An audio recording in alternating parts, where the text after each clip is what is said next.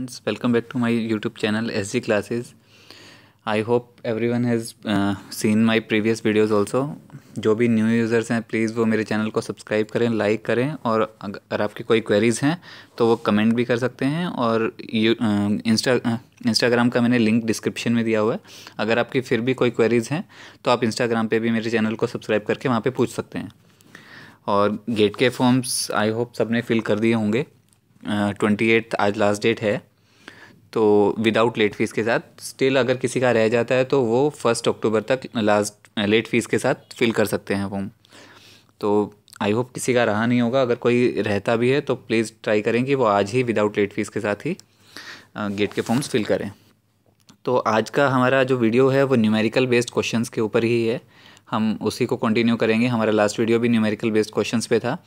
Numerical based questions पे हम focus इसलिए करते हैं क्योंकि न्यूमेरिकल बेस्ड क्वेश्चंस में जस्ट एक सिंपल सा फॉर्मूला या एक सिंपल सी ट्रिक आपको यूज़ करनी होती है और आपका डायरेक्ट 2 नंबर आपको मिल जाते हैं। और इन क्वेश्चंस में नेगेटिव मार्किंग भी नहीं होती है, तो इसलिए इन क्वेश्चंस को अटैम्प्ट करना थोड़ा सा बेनिफिशियल हो जाता है as compare to the options type. तो चलिए देखते हैं आज के क्वेश्चंस को। So first question is, in the given project network diagram, the total slack for a job A in days would be. So यहाँ पे हमें पूछा है कि जो नेटवर्क डायग्राम हमें गिवन है उसमें टोटल स्लैक जॉब ए के लिए कितना ड्यूरेशन है कि वो स्लैक कर सकते हैं हम। तो लेट्स सी। सर इसके लिए आपको करना क्या है, सबसे पहले आपके पास जितने भी पाथ हैं वो सभी पाथ आप ड्रॉ कर लीजिए, जिससे आपको इजी रहेगा। ऐसा ना हो कि आप कोई पाथ मिस कर दें बीच में। तो हमारे पास फर्स्ट स्टार्ट एक्टिविटी ये है एंड एंड एक्टिविटी ये है। ये डायग्राम से आप सबको इजीली दिख रहा होगा। तो आपके पास पाथ कितने होंगे? स्टार्ट एक्टिविटी को हम एस से दिखाते हैं और एंड एक्टिविटी को हम जेड से दिखाते हैं। नॉट कंपल्सरी, ये मैं जस्ट आपको समझाने के लिए बता रहा हूँ कि स्टार्ट एक्टिविटी को हम स्टार्ट लिख सकते हैं, या लेट मी चेंज, स्टार्ट को हम स्टार्ट ही लिखते हैं complete. It would be easier for you to understand. And end को एंड एक्टिविटी लिखते हैं, ठीक है। तो स्टार्ट से अगर हमें एंड तक पहुँचना है तो हमारे पास क्या पाथ होगा? सबसे पहले हमने ए एक्टिविटी ली, स्टार्ट से ए एक्टिविटी ली, देन ए से हम डी पे गए और हमारी एक्टिविटी ख़त्म, एंड। ये हमारा फर्स्ट पाथ हो गया। सेकंड पाथ हमने स्टार्ट से स्टार्ट किया, हम फिर से ए पे गए, उसके बाद हम ए से ई की तरफ मूव किया, हमने ई से एफ के थ्रू हम एंड पे चले गए, एफ एंड किया हमने। और थर्ड पाथ है हमारा स्टार्ट से हम बी की तरफ हमने मूव किया, बी से हमने सी की तरफ मूव किया, सी से हमने एफ की तरफ मूव किया, एंड एफ से हम एंड एक्टिविटी ख़त्म कर दी हमने एक्टिविटी। अभी आपको ये देखना है, हमें ए के लिए स्लैक पूछा है, तो ए के ड्यूरेशन 2 है। मैं कलर चेंज कर लेता हूँ, वेट।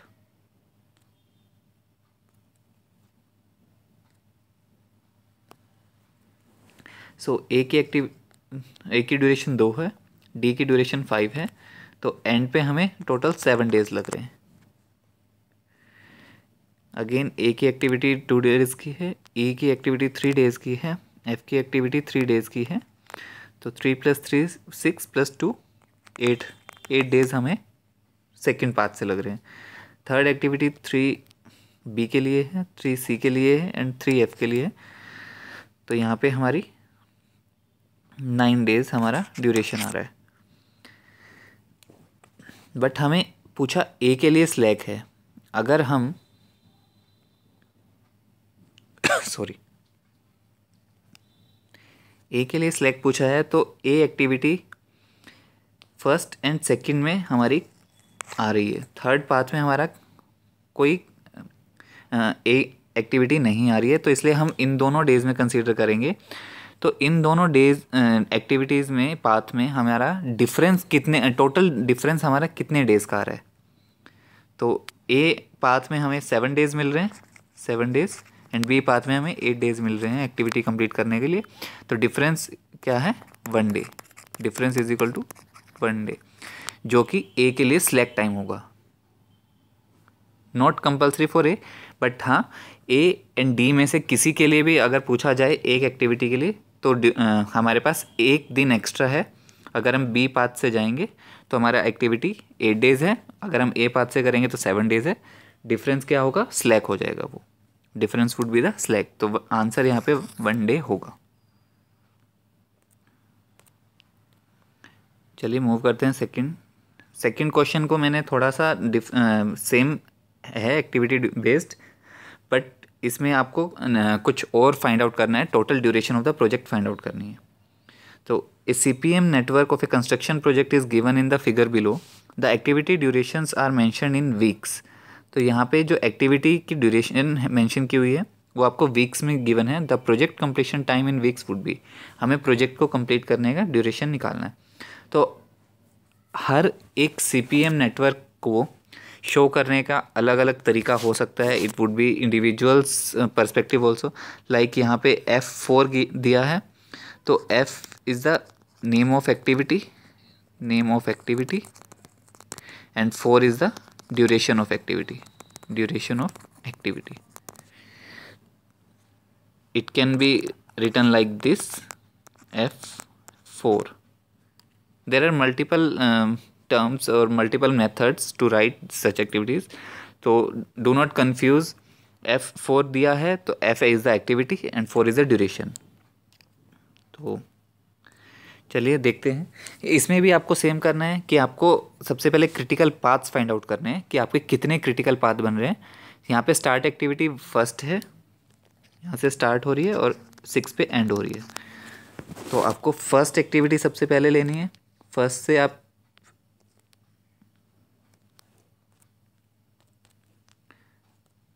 फर्स्ट एक्टिविटी में फर्स्ट से आप गए सेकंड, सेकंड से आप गए फिफ्थ से हम डाउनवर्ड नहीं जा सकते, आपको एरोज जरूर की माइंड में रखना है। और फिफ्थ से हम गए सिक्स्थ पे। तो ये हमारा एक पाथ हो गया। सेकंड पाथ हमारा क्या होगा? हम वहाँ से डाउनवर्ड तो मूव नहीं कर सकते हैं, तो हमारा सेकंड पाथ डेफिनेटली यहीं से होगा। 1 से हम 3 पे गए, 3 से 2 पाथ बाइफर्केट हो गए हैं। तो 3 से हम पहले ऊपर वाला पाथ लेते हैं, 5 गए, 5 से हम 6 की तरफ ही जा सकते हैं, डाउनवर्ड एरो नहीं है, तो इसलिए एक पाथ ही हो गया। थर्ड पाथ है 1 से हम 3 पे गए वापस, 3 से हम फिर 4 पे गए, 4 से हम एक पाथ है 6 पे और एक पाथ है 5th पे। तो 5th पे हमारा डॉटेड लाइन है। Dotted line means dummy relations इनके बीच में है, बट इट्स नॉट कंपल्सरी। सो हम 4 से सिर्फ 6 पे ही जा सकते हैं। ठीक है, तो इन दोनों का आपस में रिलेट कर रही है, 4 और 5 को आपस में रिलेट करना है, लेकिन इन दोनों का आपस में ड्यूरेशन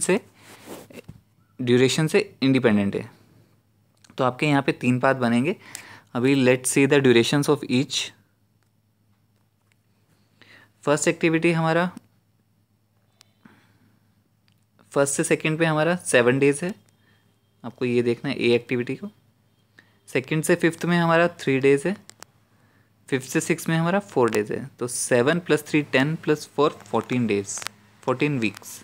यहाँ पे हमारा वीक्स में गिवन है, आपको क्वेश्चन में माइंड में रखना है ये भी। सेकंड है, फर्स्ट से अगर हम थर्ड पे जाते हैं तो 6 डेज़, 3 से अगर हम 5th पे जाते हैं तो 8 डेज़, एंड 5th से 6 पे जाते हैं तो 4 डेज़।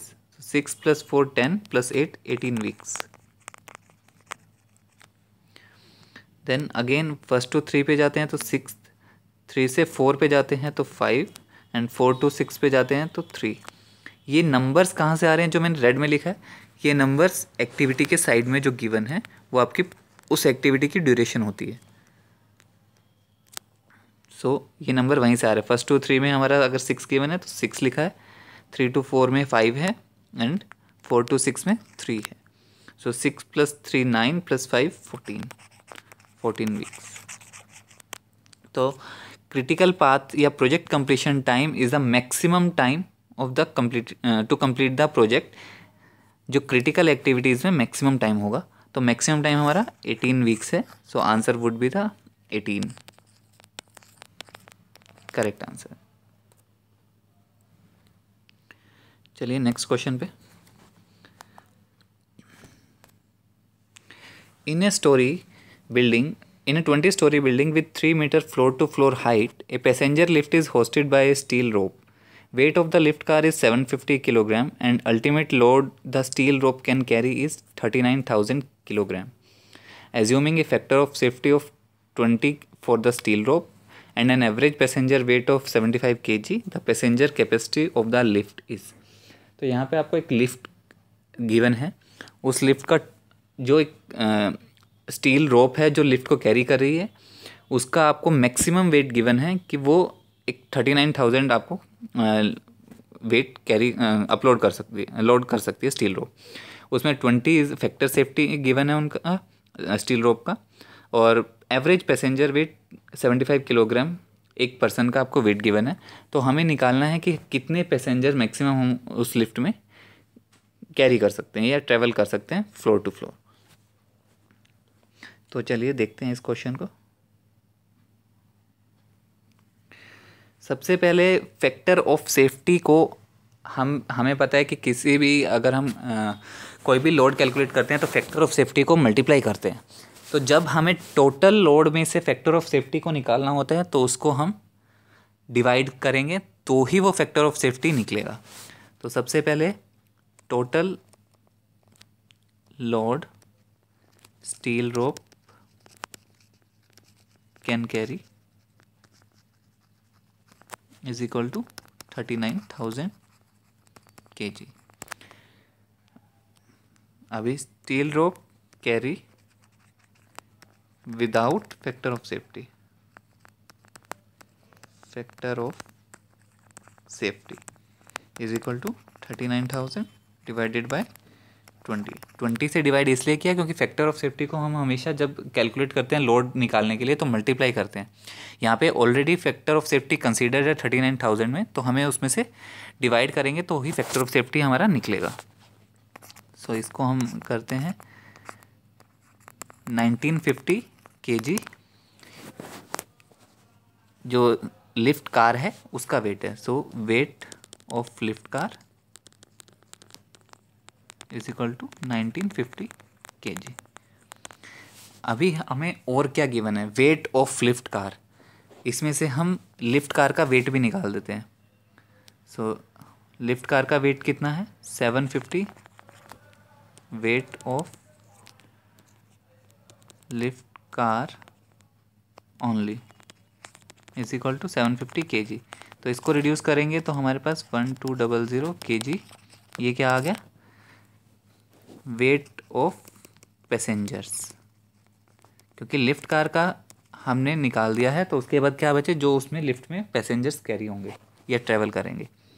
सो एवरेज वेट के तो नंबर ऑफ पैसेंजर्स कैसे निकालेंगे, number of passengers is equal to 1200 हमारे पास टोटल वेट है और एवरेज पैसेंजर वेट कितना है 75 kg। सो 75 175 तो 16 पैसेंजर्स वो लिफ्ट कैरी कर सकती है। तो मैं एक बार रिपीट कर देता हूँ। सबसे पहले आपको फैक्टर ऑफ सेफ्टी रिड्यूस करना है टोटल वेट में से, उसके बाद आपको लिफ्ट कार का जो वेट गिवन है आपको वो रिड्यूस करना है। लिफ्ट कार का वेट रिड्यूस करने के बाद आपके पास सिर्फ और सिर्फ जो वेट लिफ्ट कार कैरी कर सकती है डेट मीन्स पैसेंजर वेट, उस पैसेंजर वेट में से आपको पैसेंजर्स का एवरेज वेट से डिवाइड करना है तो आपका आंसर आ जाएगा। Let's move to the next question. A solar photovoltaic system is proposed to be installed at a rooftop of a hostel. The cost of installation and annual maintenance is 2,40,000 and maintenance charges 6,000 rupees respectively. Please keep in mind maintenance charge is annually. It's not a first time cost or a last time cost. It's depend on the number of years. It is expected to generate 600 kilowatt hour of electricity per month, assuming unit price of electricity is 5 rupees. Ignoring the discount rate, the payback period of the investment in years is. तो हम यहाँ पर एक solar photovoltaic system install करना है hostel की rooftop पे, जिसका इनिशियल इंस्टॉलेशन कॉस्ट है 2,40,000 और एनुअल मेंटेनेंस कॉस्ट है 6,000 रुपीज़। सो हमें ये पता है 600 किलोवाट पर मंथ इलेक्ट्रिसिटी हम जनरेट करते हैं, जिसकी प्राइस पर यूनिट है 5 रुपीज़। तो हमें उसका पेबैक पीरियड निकालना है कि कितने ईयर्स या कितने ड्यूरेशन के बाद हमारा वो पेबैक रिटर्न हो जाएगा। तो चलिए सॉल्व करते हैं। तो सबसे पहले units generated per month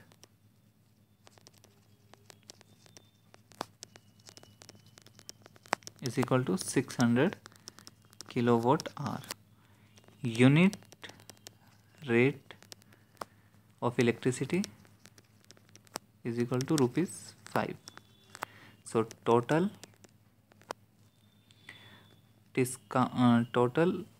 saving per month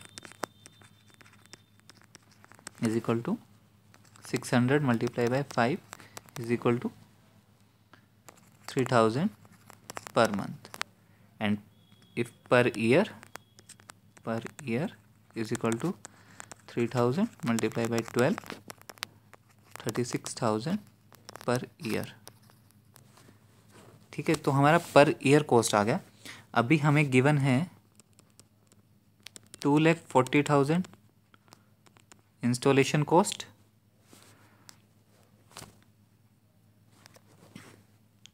plus 6,000 maintenance cost per year. So let us assume year is equal to P, year or duration we can say, duration हम P assume कर लेते हैं कि हमारा 6,000 n नंबर ऑफ ईयर्स या P number of years तक हम assume कर रहे हैं कि वो हम मेंटेनेंस कॉस्ट देंगे।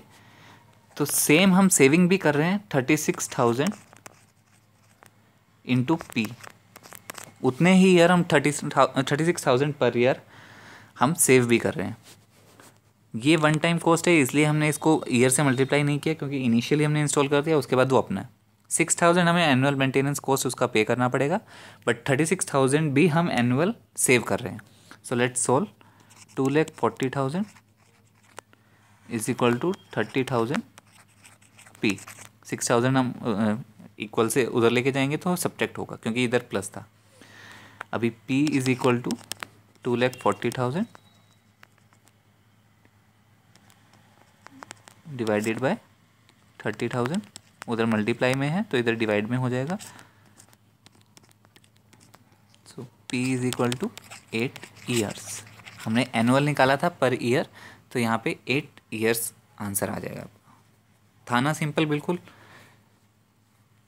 और आपके डायरेक्ट 2 नंबर मिलेंगे, इसके लिए कोई आपके मार्क्स डिडक्ट नहीं होंगे। अगर आंसर भी रॉन्ग हो जाता है किसी रीज़न से, तो भी आपकी कोई डिडक्शन नहीं होगी मार्क्स की। Let's move to the next question. The estimate number of bricks unit size for laying one course of a 250 mm thick brick wall using rat trap bond for a running length of 3.9 metre would be. Rat trap bond में 3.9 metre अगर हम brick work करें तो कितनी number of BRICS use होंगी वो आपको calculate करनी है। और ब्रिक का साइज़ यहाँ पे है 250 mm by 125 mm by 75 mm। तो सबसे पहले रेड ट्रैप बॉन्ड आपको पता होना चाहिए। तो रेड ट्रैप बॉन्ड मैं आपको बना के दिखा देता हूँ। ये आपकी एक ब्रिक है,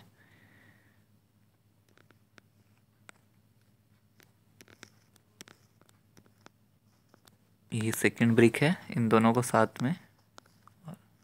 एक ब्रिक आपकी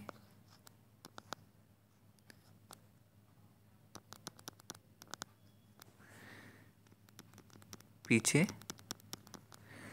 तो मतलब अगर आप प्लान में देखोगे तो आपकी एक ब्रिक, गैप, एक ब्रिक, और जो थर्ड ब्रिक होगी ऐसे लगेगी, मतलब ये आपका रेड ट्रैप बॉन्ड कंटिन्यू होगा ऐसे, 2 हॉरिजॉन्टल एक वर्टिकल, 2 हॉरिजॉन्टल एक वर्टिकल, मतलब 2 हेडर एक स्ट्रेचर, 2 हेडर 2 एक स्ट्रेचर, वो इस टाइप से कंटिन्यू होगी। तो चलिए हम क्वेश्चन सॉल्व करते हैं। एस्टिमेटेड नंबर ऑफ ब्रिक्स निकालना है हमें, 3.9 मीटर कोर्स है जिसका। अभी हमें एक काम करते हैं, सबसे पहले हम इस कोर्स की लेंथ निकाल लेते हैं। इस कोर्स की लेंथ कैसे निकालेंगे, हमें 250 mm गिवन है एंड 75 mm, करेक्ट। तो 250 प्लस 75, एक कोर्स की टोटल लेंथ कितनी हो गई हमारी, 325 mm, ठीक है। सो 325 mm, तो हमारे पास टोटल लेंथ कितना है, total length is equal to 3.9 metre, 1 course length is equal to 0.325 metre. So number of courses कितने होंगे, 3.9 डिवाइडेड बाय 0.325। सो अगर हम इसको सॉल्व करें, 3900 डिवाइडेड बाय 325, अगर हम इसको सॉल्व करते हैं तो हमें मिलेगा 12 कोर्सेज। अभी हमें पता है नंबर ऑफ ब्रिक्स कैसे निकालेंगे, number of bricks is equal to, एक कोर्स, हमें टोटल 12 कोर्स हैं और एक कोर्स में हम कितनी ब्रिक्स यूज़ कर रहे थे, 1 2 एंड 3, ये 3 ब्रिक्स मिलके एक कोर्स बना रही थी ना हमारा। तो 12 into 3 is equal to 36 bricks. तो 36 ब्रिक्स यूज़ करके हम 3.9 metre long rat trap bond के थ्रू हम ब्रिक वर्क कर सकते हैं। Let's move to the next question. A lamp source of 3200 candela is mounted on a wall at a height of 2 meter from the work plane. It subtends an angle of incidence of 60 or with the center 60 angle of incidence of 60 degree with the center of the work plane. The illumination at the center of the work plane in lux is, तो हमें illumination निकालना है at the center of work plane। तो ये आपकी अगर एक light है सीलिंग पे, तो जब वो फर्श पे गिरेगी तो वो इस टाइप से कुछ क्रिएट करेगी। तो जब वो इस टाइप से क्रिएट करेगी तो ये हम मान लेते हैं डी है, डी। ये एंगल हमारे पास 60 degree, angle of incidence given है 60 डिग्री। तो ये एंगल कितना हो गया हमारा ये 90 है ही डायरेक्ट, तो ये 30 हो जाएगा। सो सबसे पहले हम डी फाइंड आउट करते हैं और हमें गिवन क्या है, ये 2 मीटर गिवन है। सो ट्रिग्नोमेट्री, यूजिंग ट्रिग्नोमेट्री हम साइन 90 के अपोजिट वाला हाइपोटेन्यूज होता है, तो sine perpendicular is 2 by base sine 30 degree, base is D. So d is equal to 2 by sin 30, which is 2 by 1 by 2 is equal to 4. So d is equal to 4 meter because 2 meter is given. So d will be 4 meter. So now illumination is equal to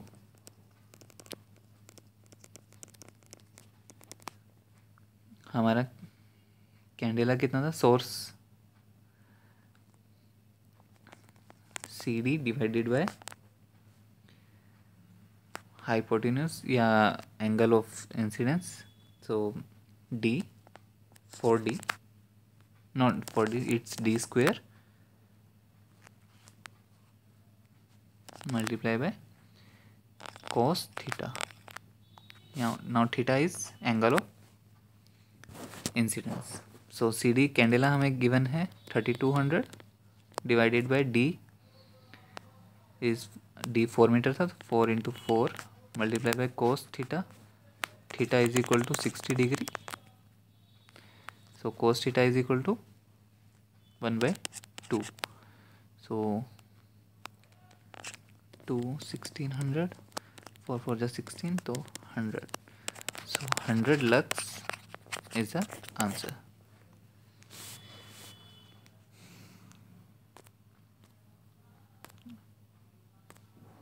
I hope आप सबको मेरा video पसंद आया होगा। Please like करें, subscribe करें channel को, और अगर किसी की कोई क्वेरीज़ है तो प्लीज़ वो कमेंट सेक्शन में कमेंट कर सकता है। Thank you.